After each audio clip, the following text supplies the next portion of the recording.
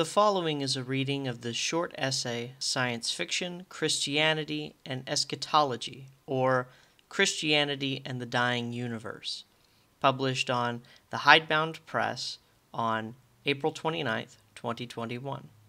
If you would like to read a full transcript of the essay or read along with this video, a link will be found in the description. Christianity makes a lot of radical claims about reality, not just the human person or the efficacy of the sacraments or grace, or even the greater significance of the certain historical events of the 1st century AD in Palestine. If Christianity is true, it changes the fundamental structure of the entire universe. Granted, change is a strange word to use, since if Christianity is true, nothing is changed at all, save our coming to a right perception of the world, in the same way that Renaissance scientists believed people grew from homunculi, but that we now know people grow from a single zygote.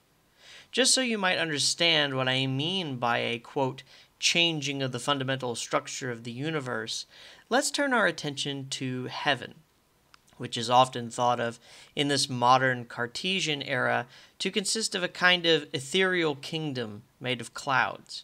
Indeed, the mental image that we associate with heaven, that of it being in the clouds, with clouds as a carpet, so to speak, communicates our view of the place as wholly insubstantial. Some may even conceive of heaven as not a place at all, but a mental experience, like staring into the sun forever and never going blind. That is to say, some people think of heaven wholly as the beatific vision, and heaven may be these things, but it cannot be them alone, because heaven is a place where bodies exist.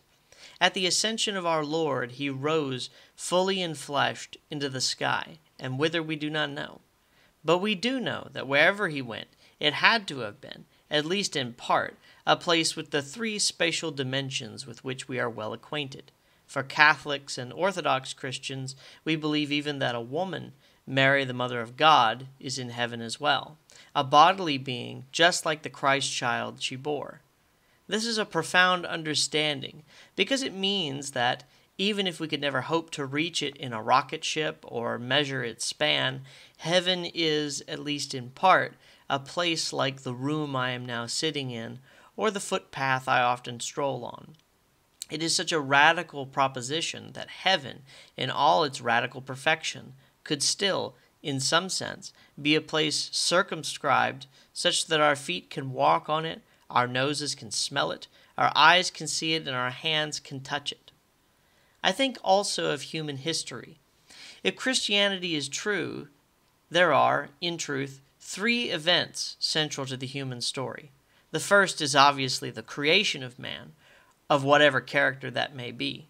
Personally, I favor Tolkien's turn of phrase that man, quote, woke up in Eden. But prophets and scholars are bound to disagree about these things.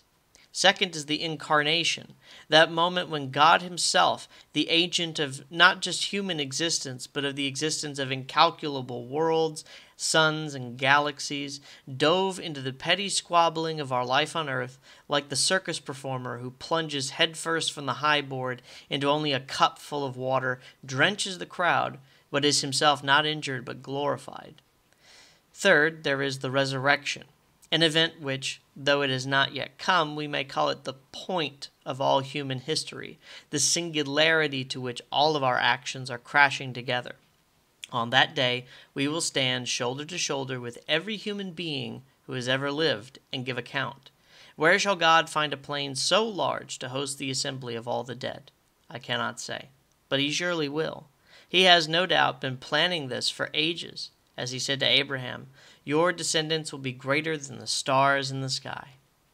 What I am talking about and turning over is commonly called eschatology, that is, the study of ends. Some confuse this with simply musing about the end of time, but it is more than that.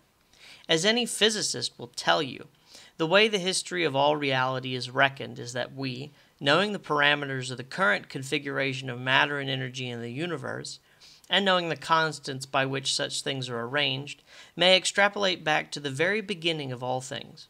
And likewise, knowing all that has occurred heretofore, they may speculate all the way up to the ultimate consummation of the universe. If physicists can do this with atoms, we too can do this with human things, with higher realities besides. We do speculate in this way, and we have nowadays taken to calling it science fiction. Science fiction requires, in a loose sense, the writer to make decisions about the ultimate fabric of the universe. Can machines think? Can mankind traverse the vast seas of black between the stars? In some cases, how will our species end? Will we ever reach the hoped-for resurrection, or will we be crushed by the better-fit aliens that haunt a cruel Darwinian universe, a dark forest universe, to use a turn of phrase from a brilliant Chinese science fiction writer? More often than not, we allow our conception of the future to come from these writers of science fiction. We have an almost tautological belief that science fiction represents all those things which will one day become science fact. And here a problem emerges for the Christian. Our best scientists hypothesize the last days of man to take place in a cold universe, huddled around the cool, red, iron stars that will be the last light in the universe. Eventually, they will run out of fusion matter and be snuffed out. Though men may molder at the end of days in a cold universe slowly ripping itself apart, it will be dark and hopeless. That is the inexorable conclusion that modern physics leads us to posit, and it is hard to deny. Entropy wins. This worldview, without telos, without a true direction but destined to be scattered down to the quark, is the de facto eschatology subscribed to by thinking people in these times. And they have captured that future in science fiction, not just the end, but in all the pointless morass of human futurity up until that point. Would people who spend their days orbiting the last dying star bother to wait for the resurrection? It is perhaps unreasonable to hope that if the memory of Christ remains with them billions of years hence, they would still count his coming a possibility. After all, if he had not come to rescue their fathers in the apex of the human race, why would he come to reap them at the end of time? But as St. John Henry Cardinal Newman said of the seeming incongruity between faith and the world at large, 10,000 difficulties do not arise to the level of a single doubt. There is no reason, we might think, God would not wait nearly for the end of the universe, for the tapestry he wove to unwind itself, before gathering it back up. Why create something to stop it halfway through? What greater sign can man have of the utter inadequacy of this worldly occupations than a sullen existence in a metal world orbiting the last red, swollen sun?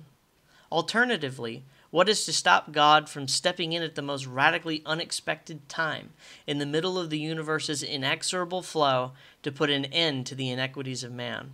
In short, why should we expect to see the inkling of the resurrection in the physical world, even though we did not see the ensoulment of man and the incarnation? How can we account for, by observing a clock tick, all the times the watchmaker has opened it up and changed a cog or resized a gear? As Christians, we believe the universe is a radically strange place, compared to the monotonous regularity of the scientific philosophy qua totalizing metaphysic of reductionist materialism, at least. The cultural battleground for articulating metaphysics in the 20th century became science fiction, and Christians must fight to capture that ground. It cannot be said that the Christian worldview is limiting, that it truncates and subordinates considerations of futurity by adherence to St. John's obscurantist apocalyptic prophecies. Rather, it is reductionist materialism that is truly limiting, truly impinges upon the imagination. Yet the Church does not compel us to believe anything so onerous about the end of the universe that we cannot manifest any number of different world spaces through many different novums. In short, we may look at the apparent difficulties in Christianity and decide, rather than thinking of them as mental puzzles to unlock, we may instead hold them as fertilizer for our own speculative fiction, the kind that captures imaginations and becomes the dreams of nations.